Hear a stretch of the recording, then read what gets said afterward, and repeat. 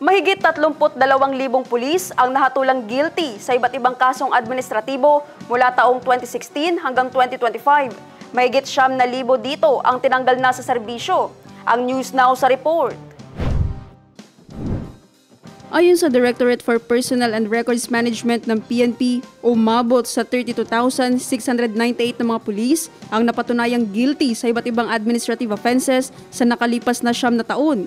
Sa bilang na ito, 9,027 ang tinanggal sa serbisyo, 1,725 naman ang demoted, 15,311 ang suspended, 1,221 ang forfeited ang sweldo, 4,355 ang reprimanded, 528 ang pinatawan ng restriction penalties at 531 ang tinanggalan ng pribilehiyo.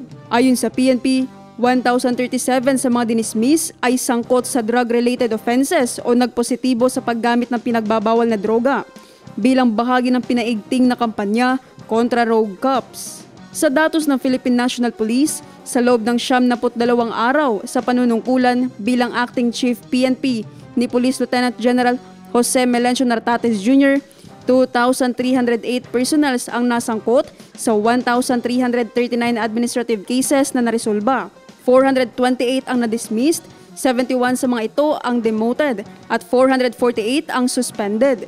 Tiniyak ng PNP na ang internal disciplinary process nito ay nananatiling mahigpit, transparent at alinsunod sa PNP Memorandum Circular Number 20-2020 bilang bahagi ng patuloy na internal cleansing upang mapanatili ang integridad ng organisasyon.